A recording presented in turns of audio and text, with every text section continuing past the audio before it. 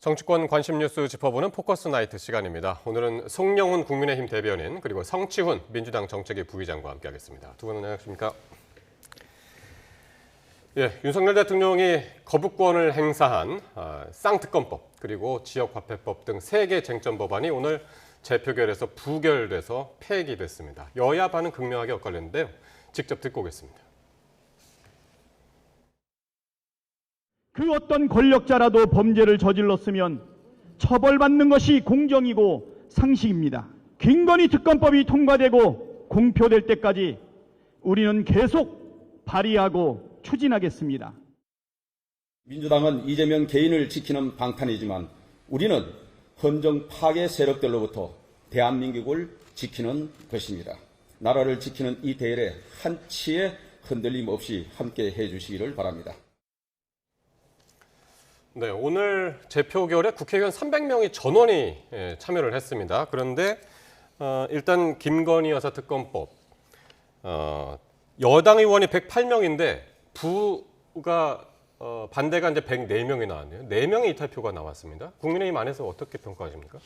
그분들께서 어떤 의미로 그렇게 판단을 하셨는지는 모르겠습니다만은 일단은 그 여당 전체로서는 김건희 여사 특검법 사안에 대해서 사법적 측면, 입법적 측면 그리고 정무적 측면을 좀 나눠서 보고 있다 이렇게 이해를 해주시면 좋겠습니다. 그러니까 그 정무적 측면에서의 어떤 사과가 필요한 그런 부분들과는 별개로 지금 입법적 측면에서는 특별검사를 공정하게 선정해서 그 특검 제도의 본질을 지키는 것이 여전히 중요하다고 보고 있는 것이죠. 지금 이번에 부결된 특검 법안은 야당이 특검을 단독으로 추천하게 되어 있지 않습니까? 그런데 이것이 지금 해병대원 특검 법안하고 같이 표결이 됐어요. 그런데 그 해병대원 특검 법안은 그 국민의힘에서 한동훈 대표가 전당대회에 출마할 때 원래 그 제3자 추천, 그 대법원장 추천 특검 법안을 들고 나왔었지 않습니까? 그런데 이번에 부결된 법안은 형식상 대법원장 추천을 하지만 사실은 야당이 무제한으로 비토권을 가지고 또 2명의 특검 후보를 야당이 고를 수 있게 되어 있었습니다. 그래서 그동안에 무늬만 제3자 특검법이라고 계속 비판해왔어요. 그런데 야당이 단독으로 특검 추천권을 갖는 이런 김건희 여사 특검법을 찬성을 하면 그러면은 해병대원 특검법도 반대할 명분이 없어지지 않겠습니까? 그 논리필연적 귀결로 지금 김건희 여사 특검법도 당론 차원에서는 반대를 할 수밖에 없었다. 그런 점을 좀 말씀을 드리고 싶습니다. 그러니까요. 당론 차원에서는 반대였으면 이제 108명이 다 반대를 해야 하지 않았을까? 그래서 이제 이탈표가 과연 몇 표가 나올까 이게 관심이었잖아요. 근데 여기에 대해서는 어떻게? 저는 개별적으로 그분들께서 어떤 생각으로 그렇게 투표를 하셨는지는 알 수 없지만 다만 전체적인 결과를 놓고 보면 이 김건희 여사 사안에 관해서 조속한 정무적 해결이 필요하다는 신호를 던지는 의미는 있었다고 봅니다. 즉 어쨌든 당내에서도 이렇게 투표로까지 표현되는 어떤 적극적인 의견이 존재한다는 점을 확인을 함으로써 그러면은 이 사안에서 입법적 평면에서는 특검법을 반대하는 것이 맞지만 정무적 평면에서는 더 조속한 해결이 필요하지 않느냐. 라고 하는 것을 그만큼 어떻게 보면 잘 인식하는 계기가 되지 않았을까 그런 생각도 듭니다. 그러니까 그 일각에서는 이제 단일 대오 이걸 이제 상당히 이제 국민의힘 안에서 원내에서 이제 강조를 했기 때문에 거기에 금이 간 것이 아니냐 뭐 이런 해석도 나오고 있어서 말이죠. 저희는 이번 결과를 보면서 좀 기시감이 드는데요. 그러니까 작년에 있었던 저희 당 이재명 대표에 대한 체포동의안 처음에 이제 부결이 됐을 때 무효표, 기권표가 많이 나왔었죠. 그리고 그 다음에 결국 가결됐었습니다. 저는 국민의힘 의원들이 기권표나 이탈한 표들은 그런 메시지를 던진 거라고 봅니다. 김건희 여사 특검법에 대해서 이번까지는 어떻게 버티겠으나 더 이상 버티기 힘들다. 왜 이렇게 저는 해석하냐면 사실 지난 그 첫 번째 통과가 될 때 필리버스터를 하지 않았죠. 뭐 명분은 뭐 다양한 명분을 내세웠지만 사실상 김건희 여사 특별법에 대해서 24시간 동안 이거에 대해서 방탄할 수 있는 논리가 부족하다라는 그 국민의힘 내부의 목소리가 분명히 있었다고 저희는 생각을 하고 있고 그렇기 때문에 만약에 민주당은 특검법을 또 발의할 겁니다. 그 당시에 가서도 그 국민의힘 측에서는 아마도 이 법적인 내용 아까 말씀하신 송 대변인께서 말씀하신 것처럼 뭐 민주당이 추천해서 뭐 민주당 마음대로 하려는 특검법이다 이 논리를 계속 펼칠 수는 있겠으나 그러나 결국 지금 이번에도 결국 그런 입법적 측면에서는 얘기하지만 정무적 측면에서는 이거는 국민의 눈높이에 맞춰서 뭔가 필요하다는 얘기는 계속 하고 있지 않습니까? 좀 그런 차원에서 민주당이 더 강화된이란 게 민주당이 더 이상 뭐 추천 방식에 있어서는 더 강화시킬 것도 없거든요. 저희가 말하는 더 강화된 특검법이 뭐냐?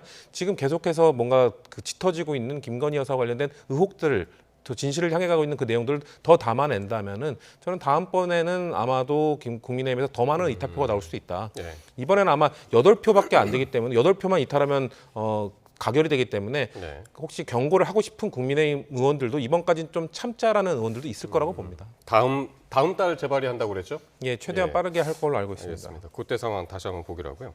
아까 이제 그 4표가 이탈표라고 표현되는 그 4표가 조속한 정무적인 표현을 요구한 것 아니냐. 이제 그렇게 말씀하셨는데 그게 이제 사과를 의미한다고 보면 될까요? 국민의힘 안에서 분위기 지금 어떻습니까? 일단은 사과를 공개적으로 말씀하신 의원들이 여러 명 계시죠. 그리고 이제 공개적으로 얘기하신 분들 말고도 네. 뭐 사석에서는 그런 사과의 필요성을 말씀하시는 의원들은 더 계신 걸로 압니다. 어쨌든 이 김건희 여사에 관련된 사안들은 그 사안의 성격과 내용과 본질에 맞는 조치가 분명히 필요합니다. 그것이 없으면은 계속 국민들께서 뭔가 이해하지 못하시는 상황들이 예. 계속될 것이기 때문에 예. 그러면은 그것이 입법적 평면에도 부담으로 작용할 수 있거든요. 사법적 평면은 검찰이 독립적으로 할 일입니다만 정무적 평면과 입법적 평면은 서로 분명히 영향을 미칠 수 있고 연관관계가 있습니다. 네. 그런 점에서 조속한 어떤 정무적 조치를 필요하다고 말씀하시는 분들의 목소리는 분명히 존재하는 그러니까요. 그 것이죠. 조속한이라는 게 과연 언제가 될까요? 지금 이제 대통령실에서는 약간 그 시기를 조율하는 듯한 그런 이야기들도 나와서 말이죠. 우리가요 사과에 관해서 정석이라고 평가받는 사례가 2015년 그 이재용 부회장 케이스가 있지 않습니까? 삼성 서울병원에서 메르스 집단 발병 사태가 터졌을 때 이재용 부회장이 당시에 사과문도 아주 모범적으로 써서 지금까지 회자가 되고 있지만 동시에 그 사과의 타이밍도 앞뒤를 제거는 하지 않았습니다. 대단히 필요한 타이밍에 적절하게 사과를 했거든요. 저는 이번 사안도 마찬가지라고 생각합니다. 그러니까 네. 이것을 뭐 다른 어떤 그 수사 중인 사안이 있기 때문에 그런 것들이 모두 종료될 때까지 기다려서 하겠다라고 하면 뭐 그런 주장이 전혀 일리가 없는 것은 아닙니다만 국민들께서 보시기에는 타이밍을 재는 것처럼 오해될 수도 있습니다. 그러면 그런 시선을 받지 않고 가급적이면은 조속하게 그 입장 표명을 하고 그런 다음에 어떤 국민들의 평가를 기다리는 것이 맞지 않나 그런 의견들이 당내에도 존재합니다. 그 명품 가방 사건 같은 경우는 이제 그 불기소 처분으로 이제 끝났는데 도이치 주가 조작 의혹 사건 처분이 끝난 뒤에 아마 사과가 있지 않을까 그런 예측들도 많이 있습니다. 그러니까 그렇게 예측하는 것 자체가 네. 도이치모터스 그 주가 조작 의혹도 불기소 날 거라는 걸 예측하는 거 아니겠습니까? 불기소가 나기 때문에 불기소 이후에 뭔가 사과나 유감 표명하는 것이 적절하다라고 국민의힘 측에서 판단하는지 모르겠으나 일부가. 근데 만약에 그렇게 될 경우 저는 오히려 민심은 더 안 좋아질 것이다라는 말씀을 드리고 싶은 것이 그 디올백 그 명품백 수수 관련 같은 경우는 뭐 배우자 처벌 조항이 없다라는 명분이라도 있는데 도이치모터스 주가 조작 의혹 같은 경우는 점점 더 증거들이 나오고 있거든요. 늘어나고 있거든요. 뭐 91명의 전주가 있었기 때문에 왜 김건희 여사만 기소해야 되냐라는 뭐 반론도 있지만 지금 사실 김건희 여사가 그 BP 패밀리, 그 블랙펄 인베스트먼트 핵심 멤버 중에 한 명이었다는 뭐 증언이나 이런 것들이 계속 나오고 있고 그리고 그 한국거래소에서 도이치모터스 주가 조작 관련해서 발표한 자료에 보면 호가 관여율 5% 이상이면 이상 거래로 보는데 김건희 여사가 관련된 그 날짜에 10%가 넘는 20% 가까이 나오는 그런 이상 거래들이 많이 나오고 있거든요. 그렇기 때문에 그런 증거들이 더 많이 나오고 있는 상황에서 불기소 처분한다. 그 당시에 그때쯤 되면 국민들이 이번 명품백 수수와 관련돼서는 어느 정도 뭐 이해를 해준다고 하는 분들도 있을 수는 있으나 거기서는 저는 동의를 하지 않을 것이라고 보기 때문에 여론은 안 좋아질 것이다 말씀드리겠습니다. 사과 부분과 관련해서 이제 두 분 다 조속한 시일 내 빠르면 빠를수록 좋은 걸로 지금 이제 말씀을 해주셨고요. 다음 주제인데요. 이른바 한동훈 공격사주 의혹이 있었죠. 이 파장이 커지고 있습니다. 한동훈 당시 당대표 후보를 공격하면, 그러니까 7월이었습니다. 공격하면 김건희 여사가 좋아할 것이다 라는 내용이 담겨 있는데요. 그 통화 내용 다시 한번 듣고 오겠습니다. 그 70억 여론조사를 하는데 총선용 여론조사는 해야 되는 거거든. 근데 그 중에 또 뭐 두 건은 자기 본인이 대권 주자로서 무슨 이런 세명 조사를 했나 봐. 대통령 되려고 뭐 어쩌고 점수부터 뭐 거기서 일대일 때부터 이제 수작을 했다. 이렇게 만연해 해주면 되고 이쪽에서는 거꾸로 당대표는 당대표로서의 역할을 해야 되는데 이게 무슨 대선 주자 벌써부터 그렇게 하면 사심을 가득 차고 있는 인간이다. 뭐지 우리는 하겠지. 하고 우리가 한동훈 때문에 지금 진짜로 야, 죽으려고 하더라고. 야, 니네가 이번에 그거 잘 기획해서 서울에서 치면, 예. 너 여사가 야, 이병수 씨야? 그러니까 들었다 놨다 했다고 좋아하겠는데? 자, 내용은 이제 대충들 이제 많이들 그러니까 며칠 지났기 때문에 아실 겁니다. 그러니까 친한계는 그래서 지금 이 배후가 있다라고 이제 의심하고 있고 그러면서 이제 진상 규명을 해라라고 이제 한동훈 대표가 이제 지시를 하지 않았습니까? 진상 규명 팀이 꾸려졌습니까? 어떻게 됐나요? 빠르면은 이제 주 초에 윤리위가 첫 번째 회의를 열 수 있을 것으로 예상을 하고요. 예. 그다음에 이 진상 규명은 어쨌든 반드시 필요합니다. 배우가 있다 없다 이런 것에 대한 예단을 떠나서 그런 예. 예단을 하진 않겠지만 동시에 어떤 그 성역 없이 어떤 전제도 두지 않고 진상을 철저하게 규명해야 되겠죠. 그 과거의 잘못을 단죄하지 않는 것은 미래의 범죄에 용기를 주는 것이라고 하는 그 알베르 까뮈의 유명한 말이 있지 않습니까? 어제의 정치 공작을 조사하지 않는 것은요, 내일의 정치 공작에 용기를 주는 겁니다. 지금 앞서 저희가 녹취록에서 본 이 내용은 허위사실이거든요. 그러니까 여론조사 비용이 일단 70억 원도 아닐 뿐더러 그것의 한 4분의 1 정도밖에 안 되는 비용으로 저는 알고 있고, 그 다음에 한동훈 대표가 어떤 대선 주자로서 개인을 위한 여론조사를 한 것도 아닙니다. 이건 정치평론가들이 입을 모아서 말하는 것이 예. 총선 과정에서 당대표의 이미지에 관한 조사는 흔히 수행하는 것이다. 왜냐하면은 정당이라고 하는 것은요, 일반 국민들은 사실 개별 지역구의 총선 후보자들도 정확하게 알기가 어렵습니다. 예. 당의 수장을 보고 이미지를 형성하는 것이고, 더더군다나 지난 총선에서는 윤석열 대통령 대 이재명 대표의 총선 구도를 한동훈 대 이재명으로 가져가는 그런 노력이 있었기 때문에 그 일환에서 일종의 그 인식조사가 병행이 돼서 수행이 됐던 것인데, 그것을 침소봉대해서 저렇게 허위사실로 정치 공작을 하려고 한 것이거든요. 예. 이것은 보수 정당에서 단호하게 절연해야 되는 것이기 때문에 예. 철저한 조사는 필요합니다. 철저한 진상 규명이 필요하다. 대통령실에서는 이 김 전 행정관하고 김다남 전 행정관 그리고 대통령 부부하고는 이제 친분이 없다, 그렇게 얘기하면서 김 전 행정관 거취를 본인이 직접 지금 결정해야 된다, 그렇게 이야기를 하고 있습니다.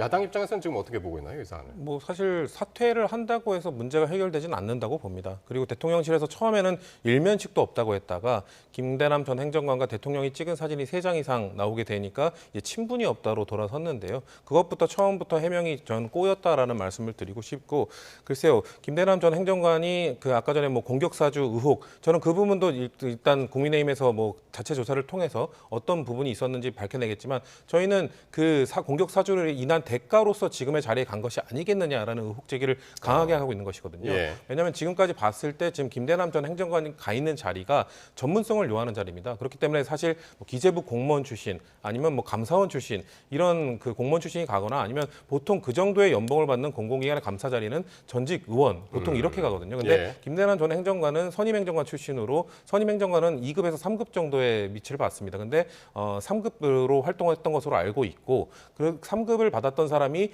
저 정도의 위치, 3억 정도의 연봉을 받는 위치에 간 거는 저는 문재인 정부뿐만 아니라 제가 알고 있는 역대 진보 보수 정부 할 것 없이 어떤 정부에서도 본 적이 없거든요. 그러면은 상관관계가 분명 있을 것이다. 그렇기 때문에 김대남 전 행정관이 지금의 자리에서 사퇴하는 것이 문제가 아니라 대체 어떤 조건으로 누구의 힘에 의해서 저 자리에 갔는지를 밝혀내는 예. 것이 중요하다는 말씀드립니다. 알겠습니다. 일단 이렇게 대통령실이 강하게 선은 그었지만은 한동훈 대표는 상당히 강경합니다. 더더욱 진상조사가 필요하다는 입장인데, 그런데 또 이 한 대표의 대응을 비판하는 목소리도 또 적지 않습니다. 관련 발언들 듣고 오겠습니다. 무관하다는 입장을 내셨고요. 저도 그럴 거라고 생각합니다. 그렇기 때문에 더더욱 진상을 규명하고 책임져야 될 사람에게 책임을 물어야 하는 겁니다. 진상조사를 할 수도 있겠지만 이걸 대표의 워딩으로 이렇게 큰 이슈로 키워야 되느냐. 저는 이렇게 시끄럽게 하는 것 자체가 해당 행위가 될 수 있다고 봅니다. 네. 그러니까 한 대표 계속 진상조사를 요구하고 있고, 그러니까 대통령실이 김다남하고 무관하다고 했으니까 자기도 이제 그렇게 그럴 거라고 이제 생각하고, 그래서 더욱 진상조사가 필요하다라고 얘기를 했는데, 좀 전에 이제 나경원 의원 녹취 들었습니다. 나경원 의원하고 이제 김대남 전 행정관이 그 지난 전당대회 때 나경원 후보 측에 있었죠. 특보였었나요? 그래서 오늘 나경원 의원이 이 얘기를 한 것 같은데 어떻게 들으셨습니까? 그 나경원 의원께서 네. 본인의 경선 때 어떤 대외 일정 특보였다고 해서 일부러 감싸는 말씀을 하시거나 네. 또는 뭐 그 패스트트랙 그 공소 취소 논란이 있었지 않습니까? 예. 당대표 경선 과정에서 그런 것에 앙금이 남아서 저런 말씀을 하실 거라고 저는 생각하진 않습니다. 오선에 경륜이 있는 정치인이고 그런데 우리가 이제 팔이 안으로 굽는다는 말이 있지 않습니까? 그렇기 때문에 국민들께서는 이제 저런 말씀을 하시면은 팔이 안으로 굽는 것이 아니냐 오해를 하실 수 있어서 좀 염려되는 네. 부분은 있어요. 그러니까 네. 팔이 안으로 굽는다는 얘기를 안 들으려면은 비판의 명분이 있어야 되는데 네. 좀 국민들께서 그렇게 안 보실 것 같은 내용이 두 가지 점이 있죠. 일단은 이 상황에서 아무것도 안 하고 넘어가면 그게 더 해당행위 아닙니까? 그 시끄럽게 하는 것이 해당행위라고 했는데 예. 오히려 그러면은 이런 정치 공작이 불거졌는데 그걸 조용히 넘어가면 그게 면죄부를 주는 겁니다. 그것이 오히려 더 당의 기틀을 흔드는 해당행위가 될 거라고 생각이 들고요. 네. 그다음에 이거 시끄럽게 한다고 하셨는데 당내에서 한 목소리로 철저한 진상 규명을 요구하면 시끄러울 일이 하나도 없어요. 예. 그런데 이걸 반대하거나 문제시하는 분들이 있기 때문에 시끄럽다고 표현이 되는 겁니다. 반대하시는 분들이 얼마나 되나요? 이게 친한 게 치는 게로 이렇게 나눠도 됩니까? 개파의 문제는 아닌 것 같고요. 네. 제가 봤을 때는 뭐 일부 그런 말씀 하시는 분들이 있는 것 같은데 네. 이것은 진상 규명은 철저하게 해야죠. 이런 일이 보수 정당에서 반복되면 나중에 뭐 김대엽, 드루킹, 뭐 생태탕, 청담동 술자리 이런 가짜 뉴스에 의한 음해 공작들을 어떻게 비판하겠습니까? 그리고 네. 제가 짧게만 덧붙이면 지금 홍준표 대구시장께서는 아까 그래픽에도 잠깐 나왔습니다만은 네. 그 자기를 비판한다고 감찰 지시를 하는 것은 뭐 정상이 아니다 이렇게 말씀을 하셨다고 해요. 그런데 사실 그런 말씀을 하시려면 홍준표 시장께서도 2017년에 자유한국당 대표 시절에 그 본인을 여자를 무시하는 마초라고 비판했던 그 류여해 전 최고위원 있지 않습니까? 네. 그분이 2017년 12월에 당 윤리위에 회부됐었어요. 예. 그분은 윤리위에서 심지어 아하. 제명 결정을 받았었습니다. 예. 그러면은 홍 시장도 대표이던 시절에 그런 분 징계하지 말라고 사실 말렸어야죠. 네. 그러니까 이런 것들을 사실 야권에서 발굴해서 비판을 하면은 얼마나 저희가 낯뜨겁겠습니까? 네. 그런 일이 없도록 당의 원로신데 저런 말씀 좀 자제해 주시면 좋겠습니다. 저는 국민의힘 의원들이 반대를 하는 분들은 이유가 있다고 생각합니다. 왜냐하면 김대남 전 행정관이 대체 왜 저런 행동을 했었을 것인가. 고발 공격 사주뿐만 아니라 저런 자리에 누구의 힘에 의해서 갔을 것인가. 이거를 내부적으로는 어느 정도 다 인지하고 있기 때문에 그거에 대해서 파고 들어갈 경우 결국 정권에 대한 위기가 될 수 있기 때문에 그걸 덮고 가자라는 얘기를 하는 거라고 보거든요. 그렇기 예. 때문에 지금 조용히 하자라고 하는 분들은 아마도 지금 김대남 전 행정관이 왜 대체 저런 행동을 했는지 그리고 누가 김대남 전 행정관을 저희 꽂아줬는지 알고 있는 분들이라고 생각을 하고요.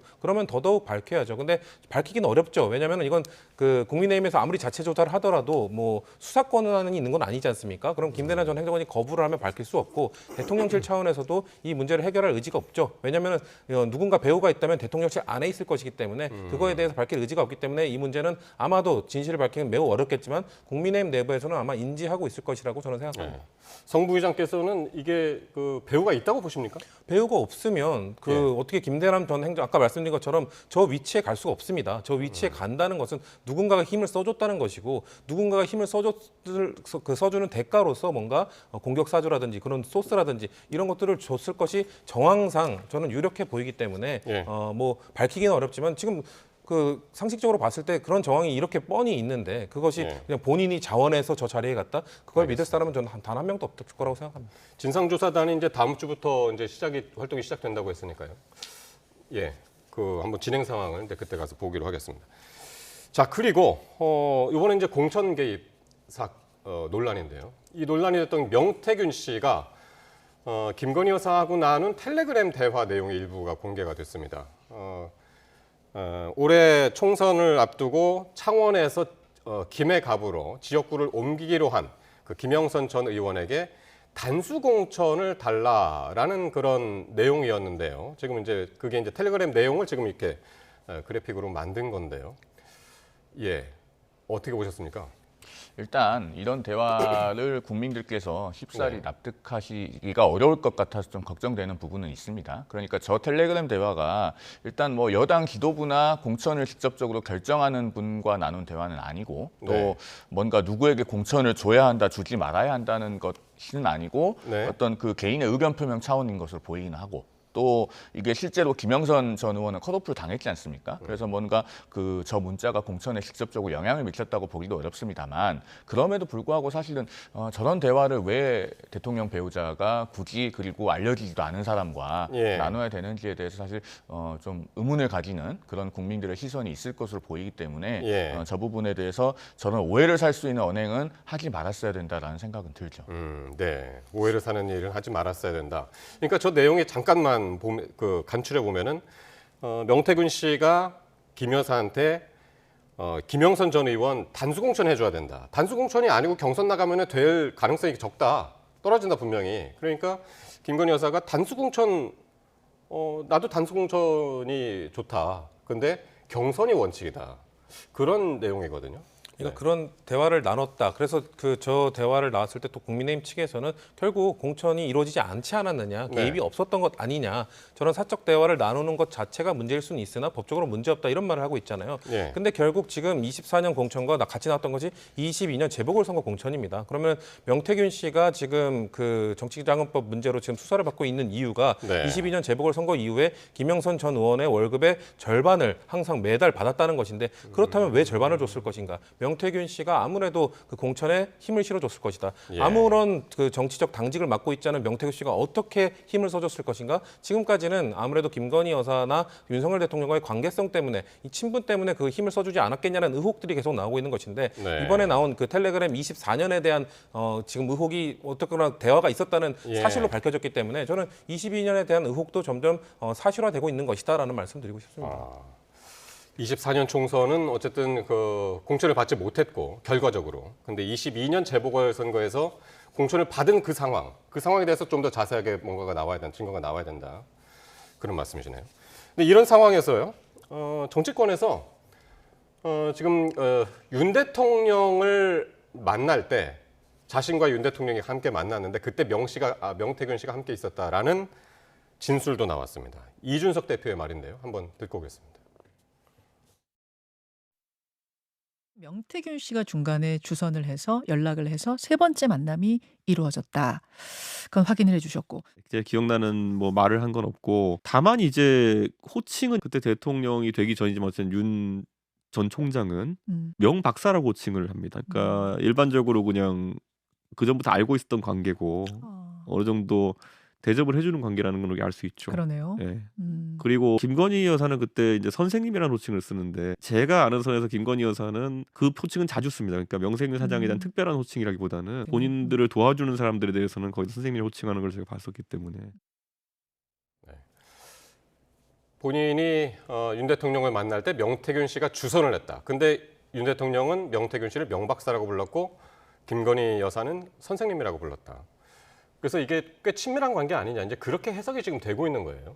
실제로 대통령에 당선되기 전에 뭐 친밀한 관계였는지 아닌지 또 얼마나 친분이 있었는지에 대해서는 제가 직접적으로 아는 바는 없습니다. 다만 이준석 의원이 저런 얘기를 하는 것은 약간 사안의 본질과는 좀 동떨어진 측면이 있어요. 중요한 것은 이제 대통령 배우자가 되고 나서 대통령 임기 중에 어떤 뭔가 국민들께서 이해하시기 어려울 만한 언행이 있었는지 그게 중요한 것이지 대통령도 대통령이 되기 전에 다 친한 사람은 있죠. 그러니까 그거 자체가 본질은 아니고 오히려 이제 이준석 의원은 지금 그 7불사의 밤이 그동안에 되게 이슈가 되지 않았습니까? 거기서 도대체 새벽 4시에 왜 그 명태균 씨가 보는 앞에서 천하람 의원은 홍매화를 심었고 이준석 의원은 그걸 또 지켜보고 있었는지 이런 것들에 대해서 많은 의문이 있는데 사실 해소되지 않은 상태예요. 그런 상황에서 뭔가 좀 본인에게 그 집중되는 이목을 돌리기 위해서 저런 이야기까지 꺼낸 것이 아닌가 하고 생각되는 측면도 있습니다. 저는 의견이 좀 다른데요. 이준석 의원이 저 말을 한 건 매우 결정적 얘기라고 봅니다. 왜냐하면은 대통령 후보 시절 그러니까 그 이전에 입당하기 전에 그 당시 국민의힘 당대표를 만날 때 배석했던 인물이 명태균 씨였다는 게 지금 밝혀진 것이고 그리고 그 우리가 또 이전에 밝혀진 것이 그 안철수 당시 후보와의 단일화 과정에서 그 단일화 창구로서 명태균 씨가 나갔다는 얘기도 그 이전에 밝혀지지 않았습니까? 그런 걸로 봤을 때 그리고 대통령 취임식 때 정말 좋은 자리에서 명태균 씨가 취임식을 관람했고 이런 그 정황들을 봤을 때 아까 말씀드린 22년 재보궐선거 공천에서 명태균 씨가 누구의 힘을 받아서 김영선 전 의원을 공천해줄 수 있었겠는가? 여기까지 흐름이 연결되는 것이거든요. 그렇기 때문에 이준석 의원이 말한 것은 제가 봤을 때 그때부터 명태균 씨가 윤석열 대통령 부부와 꽤나 친밀하게 뭐 친분 정도까지는 모르겠습니다만 그래도 당대표를 만나러 갈 때 배석할 정도면은 그래도 꽤 믿는 사이라는 건 아니겠습니까? 예. 저는 그 정도에서 이준석 의원이 꽤나 중요한 이야기를 했다라고 보고 있습니다. 알겠습니다. 여기까지 하고요. 이번에는 야당으로 민주당 쪽으로 가보겠습니다. 자, 지난 2일, 그러니까 이틀 전에 열린 검사 탄핵 청문회에서 공개된 이화영 전 평화부지사, 경기도 평화부지사의 녹취록 파장이 커지고 있습니다. 지난해 7월에 이화영 전 부지사가 자신의 변호인과 나누는 이야기인데요. 그 녹취 먼저 듣고 오겠습니다. 법원에 로비했고 변호사비 되는 구체적인 액수도 좀 나오고 민주자 쪽이 후원금을 냈고 저는 사실을 굉장히 두려워요. 그거보다는 김성태가 폭로하겠다는 게 더 커요. 말씀이 크고. 그 뭐예요? 절대 말씀하시면 안 됩니다. 이재명 지사의 재판을 도와줬다는 거예요. 저희가 이제 이 지사 그 조직을 관리했었잖아요. 광장이라고 하는 그 이해찬 대표도 관련. 네. 민주당이 펼쳐놓은 검사 청문회였는데요. 거기서 이제 국민의힘 주진우 의원이 이 녹취로 역공을 했습니다. 이화영 전 부지사하고 그 변호인과의 대화. 여기서 이제 정치자금 지원, 또 변호사비 대납, 법원 로비 의혹까지 등장을 했습니다. 그렇습니다. 네. 굉장히 충격적인 내용이 많죠. 일단 이화영 씨가 자신의 변호인에게 얘기를 하면서 이런 것들 말씀하시면 안 된다라고 하면서 그 김성태 씨가 알고 있는 팩트가 하나 있다라고 하고 굉장히 두렵다라고까지 표현을 했어요. 그러면서 어떤 것들을 언급했냐? 변호사비 대납, 무죄 법원 로비, 그다음에 정치자금. 정치자금이라고 하지만 사실 그것은 불법 정치자금의 그게 가능성이 세 가지가 다 지금 어떻게 돼 있는 건가요? 한번 좀 정리를 좀 해주실까요? 변호사비 대납 의혹과 관련해서. 일단 그 변호사비 대납 의혹은 2022년 9월에 불기소가 된 부분은 공직선거법에 관련된 것만 그렇습니다. 그러니까 당시 변호사비 대납 의혹의 내용은 이재명 대표가 그 경기도지사 선거에 관련된 허위사실 공표 사건 있지 않습니까? 그 선거법 재판 때 그 특정한 변호사가 변호사비로 3억 원과 20억 원어치의 주식을 받았다. 그 주식은 뭐 3년 뒤에 팔 수 있는 그런 주식을 쌍방울 주식을 받았다라고 하는 의혹인데 이제 이재명 대표는 그때 증거 불충분으로 불기소가 됐죠. 변호사비로 총 2억 5천만 원만 썼다고 주장을 했고 그것을 당선 목적 허위 사실 공표로 고발이 됐었습니다. 그런데 선거법은 아시다시피 공소시효가 6개월이지 않습니까?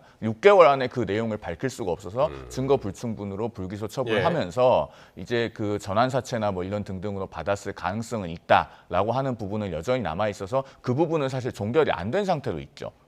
그다음에 이제 법원 로비는 이번에 새롭게 불거진 것인데 사실 2020년에 대법원에서 이재명 대표 사건이 파기환송이 될 때 그 논리가 상당히 부자연스러워서 법조계에서도 비판이 많이 있었습니다. 그러니까 선거법상의 TV 토론회인데 그 토론에서 거짓 답변을 하면은 그것은 허위사실 공표로 보지 않겠다는 것 아닙니까? 그런데 오히려 어떻게 보면은 그 토론회야말로 허위사실 공표에 대해서 더 무거운 책임을 물어야 되는 그런 성격이 있어요. 그래서 당시에도 그 판례가 대법원 판결이 대단히 부자연스럽다라는 비판이 있었는데 이걸 이제 권순일 대법관이 주도한 것 아닙니까? 그런데 나중에 그 대장동 50억 클럽 관련해서 이제 이름이 오르내렸고 그래서 아까 처음에 저희가 서두에 특검 얘기했습니다만 민주당이 작년 12월에는 이른바 쌍특검이라고 해서 함께 통과시켰던 특검법에 대장동 50억 클럽 특검법이 있었습니다. 그런데 그건 한번 제2요구돼서 되돌아온 다음에 민주당이 다시는 발의를 안 해요. 그리고 권순일 대법관에 대해서는 최근에 국회 법사위에서 증인 채택도 하려고 했는데 결국은 못했습니다. 그래서 야당이 왜 이 부분에 대해서는 갑자기 특검법도 발의를 안 하고 권순일 대법관도 안 부르고 그렇게 하는지 사실 좀 답변이 필요한 것 같습니다. 국민의힘 오늘 그 이재명 대표하고 이화영 전 부지사하고 김성태 전 회장하고 정치자금법 위반 관련해 가지고 다음 주에 이제 고발한다고 그랬죠. 그렇습니다. 이 녹취록에서 등장한 의혹들에 관해서 이제 빠르면 내주 초에 지금 고발을 할 거고요. 그 고발의 내용과 법리에 대해서는 지금 검토하고 있는데 말씀하신 것처럼 이 정치자금과 관련해서 또 굉장히 민감한 내용이 나오지 않았습니까? 그 민주평화광장이라고 지난 대선 때 이재명 대표의 외곽 조직이었습니다. 근데 이게 원래는 이해찬 전 총리의 싱크탱크로 광장이라고 있었어요. 그 재단을 어떤 계승 발전한 형태거든요. 그것에 필요한 비용을 뭐 김성태 회장이 댔다. 그런 내용이 지금 녹취록에 나오죠. 그러면서 이걸 이화영 씨가 본인의 입으로 언급을 했기 때문에 이것도 수사가 필요한 사안으로 보입니다. 그러니까요. 여기서 일단 이 녹취록이 지금 항소심에서 이화영 측에서 제공한 지금 녹취록이거든요. 그렇기 때문에 만약에 녹취록에 이런 이재명 대표나 아니면 이왕 정 부지사에게 불리한 내용이 담겨 있다면 이거를 추가 증거로 제출을 했을까요? 그러니까 이화영 전 부지사 지금 주장은 지금 풀 녹취를 다 들어야 된다. 지금 저 부분은 그 이화영 전 부지사 측에 의하면은 저렇게 김성태가 말을 하겠다고 협박을 해왔다라고 주장을 하고 있는 것이거든요. 근데 저는 맥락을 저도 풀 녹취록 보지 못했기 때문에 그거는 좀 제가 개인적 의견을 말씀드리기 어렵지만 일단 지금 뭐 언론 보도나 이런 거 나온 걸로 봤을 때 풀 녹취에 또 들어가 있는 내용들 중에 담겨 있는 게 뭐냐면 이화영 전 부지사에게 검찰이 회유를 했다. 그리고 압박을 어떻게 했느냐. 뭐 딸과 관련된 가족과 관련된 별건 이야기들을 하면서 사실상의 협박도 했다. 그리고 그 진술 세미나 그 피의자들끼리 입을 맞추는 진술 세미나도 한 두세 차례 이미 진행을 했다. 이런 관련 내용들이 풀 녹취록에 들어있다고 좀 주장을 하는 것이거든요. 그렇기 때문에 조금 주진우 의원이 저렇게 그 구함장에서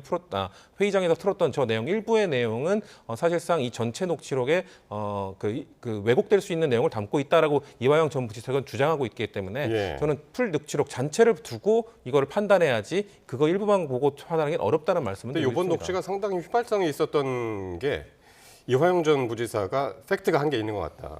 그렇죠. 김성태가 갖고 있는 것 중에서 그런 부분들은 굉장히 두렵다. 그러니까 그런 부분들은 제가 봐도 이것이 어떻게 해명이 돼야 되는 거지? 전후 맥락을 봤을 때 이것이 다 설명될 수 있는 것인가? 저도 아직까지는 의구심이 있습니다. 왜냐하면 저도 풀 녹취를 보지 못했기 때문이죠. 근데 그것까지 다 고려해서 제출하지 않았을까라는 개인적 생각이 있습니다. 제가 한 말씀만 짧게 드리면 그 이화영 씨의 변호인 중에 한 분은 민주당의 현직 경기도의원이잖아요. 그러면은 민주당에서 정말 이 녹음 파일과 관련해서 자신이 있으면 즉 법적으로 문제가 안 된다면 이 법적으로 문제가 안 된다면의 문제 그 의미는 뭐냐면 이화영 씨가 법정에서도 그 무슨 회윤이 술판 논란이 그런 주장을 그동안 했었는데 그것 다 지금 법원이 배척하고 9년 6개월 선고한 거 아닙니까? 그러면은 그런 주장이 반복되는 녹음 파일을 공개했을 때 경우에 따라서는 그 검사에 대해서 뭐 허위사실적시 명예훼손이나 이런 게 될 수도 있을 겁니다. 그런 부분에 대해서 정말로 자신이 있다면 민주당에서 그 녹음 파일 전체를 한번 공개를 했으면 좋겠습니다. 국민들 듣고 판단하시라고. 지금 이재명 대표는 본인 위증교사 관련해서 그 녹음 파일 전체를 본인이 SNS에 공유하면서